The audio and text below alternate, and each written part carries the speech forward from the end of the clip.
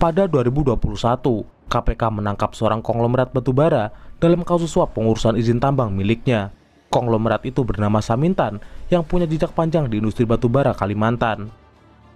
Samintan merupakan salah satu konglomerat yang kontroversial dan kerap tersandung kasus hukum. Rekam jejak bisnisnya penuh kontroversi, mulai dari krisis utang besar, operasi tambang ilegal, hingga kasus korupsi. Pada 2026, Kejagung menetapkannya sebagai tersangka atas kasus penambangan tanpa izin dan kerusakan kawasan hutan yang dilakukan oleh perusahaannya. Lantas, siapa Samintan dan bagaimana bisa seorang akuntan ini berhasil membangun kerajaan bisnis emas hitam di bumi Kalimantan? Samintan adalah taipan Indonesia yang memiliki jejak panjang di industri tambang batubara. Melalui kendalinya atas PT Borneo Lumbung Energi dan Metal, Samintan membangun fondasi kekayaannya lewat pertambangan batubara kokas di Kalimantan. Putra daerah Riau ini awalnya berkarir sebagai akuntan di kantor firma akuntansi ternama. Dengan latar belakang keuangan yang kuat, Samintan kemudian mendirikan perusahaan investasi bernama PT Renaissance Capital Asia. Kiprah dan relasi yang dibangun Samintan selama bertahun-tahun, termasuk jaringan dengan kalangan pebisnis besar, menjadi modal berharga untuk terjun ke sektor tambang dan energi, khususnya bisnis batubara. Pada 2006, Samintan mendirikan PT Republik Energi dan Metal. Lewat perusahaan ini, ia mengakuisisi dan mengembangkan PT Borneo Lumbung Energi dan Metal yang fokus pada produksi batubara kokas berkualitas tinggi untuk industri baja. Operasi utama dilakukan oleh anak perusahaan bernama PT AKT atau Asmin Kualindo Tuhub yang memegang konsesi seluas 21.600 hektar di Kabupaten Murung Raya, Kalimantan Tengah. Dengan cadangan batubara puluhan juta ton dan ekspor ke pasar global sejak 2009, perusahaan ini menjadi mesin uang bagi Samintan hingga mencatatkan namanya sebagai salah satu orang terkaya di Indonesia pada 2011. Pengaruh Samintan semakin menguat ketika ia terlibat dalam transaksi dan drama korporasi tambang yang melibatkan keluarga Bakri dan keluarga Rothschild. Pada 2011, Nathaniel Rothschild dan Bakri Group berambisi menciptakan raksasa batubara global dengan menggabungkan aset-aset tambang mereka dalam sebuah perusahaan induk bernama Bumi PLC. Masalahnya, Bakri Group membawa hutang besar ke dalam struktur ini. Di tengah margin call yang mengancam dan beban finansial, Samintan muncul sebagai penyelamat. Ia membeli separuh saham Bakri di Bumi PLC senilai $1 miliar yang menyelamatkan Bakri dari krisis dan menempatkan Samintan di posisi penting perusahaan.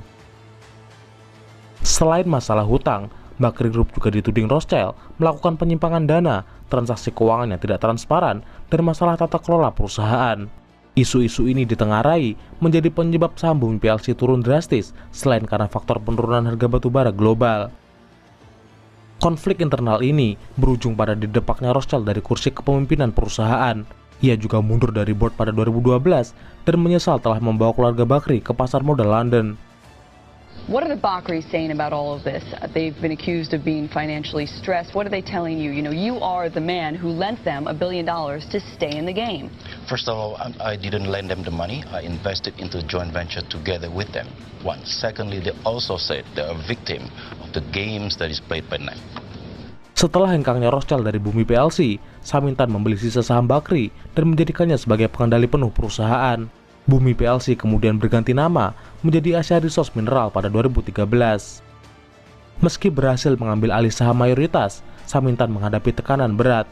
Harga batubara yang merosot, utang perusahaan yang membengkak, dan warisan konflik tata kelola yang tak berkesudahan membuat perusahaan ini terseok-seok hingga akhirnya bubar pada 2017. Di Indonesia, perusahaan Samintan juga kerap bermasalah. Pada 2017, PT Asmin Kualindo Tuhub dicabut izinnya oleh Kementerian SDM akibat berbagai pelanggaran administratif, operasional, dan penyalahgunaan kontrak. Pencabutan izin ini membuat Samintan harus menyuap Eni Saragih, mantan Wakil Ketua Komisi 7 DPR, senilai 5 miliar untuk menyelesaikan masalah tersebut. Kasus itu kemudian terendus KPK pada 2019. Samintan ditetapkan sebagai tersangka dan ditangkap pada 2021 setelah buron selama 1 tahun. Komisi Pemberantasan Korupsi resmi menahan Samintan, tersangka kasus suap terhadap mantan anggota DPR, Eni Maulani Saragih. Samintan sudah masuk daftar pencarian orang sejak April 2020 dan ditangkap pada Senin lalu di kawasan Jakarta Pusat. Ironisnya, Pengadilan Tipikor Jakarta Pusat justru mengeluarkan putusan kontroversial. Samintan divonis bebas karena dinilai bukan pelaku suap, melainkan korban pemerasan oleh Eni Saragih. Bos PT Borneo Lumbung Energi dan Metal Samintan divonis bebas oleh Majelis Hakim Pengadilan Tipikor Jakarta. Salah satu Crazy Rich Indonesia itu dinyatakan tidak terbukti memberi suap sebesar 5 miliar rupiah kepada mantan anggota DPR RI Eni Maulani Saragih. Senang dong. Senang. Selanjutnya nanya pengacara ya. Meski seluruh aktivitas pertambangan PT AKT telah dicabut pada 2017, namun perusahaan ini tetap beroperasi selama lebih dari 9 tahun tanpa adanya penindakan dari aparat hukum. Perusahaan Samintan bahkan masih bisa menjual batu baranya ke pasar domestik maupun ekspor secara leluasa. Kasus ini baru terbongkar saat Kejagung dan Satgas PKH menemukan bukti bahwa perusahaan Samintan masih beroperasi di lahan seluas 1.600 hektar di Kabupaten Murung Raya, Kalimantan Tengah. Kasus ini juga menguak adanya kong-kali-kong antara korporasi dan penyelenggara negara yang membiarkan atau bahkan memfasilitasi operasi ilegal selama bertahun-tahun. Saudara, Kejaksaan Agung menahan pengusaha tambang Samintan usai ditetapkan sebagai tersangka. Ya, Samin diduga terlibat korupsi penyimpangan pengelolaan pertambangan PT Asmin Kualindo Tuhuk di Kabupaten Murung Raya, Kalimantan Tengah. Pada 27 Maret 2026, Kejagung akhirnya menetapkan Samintan sebagai tersangka dalam kasus dugaan korupsi penyimpangan pengolahan pertambangan 2016-2025. Ia dijerat pasal berlapis, ditahan di Rutan Salemba, lahannya disita dan didenda sebesar 4 triliun. Samintan adalah konglomerat licin yang pernah lolos dari jeratan hukum. Lantas, apakah kali ini ia akan kembali lolos atau ia akan berakhir di jeruji besi?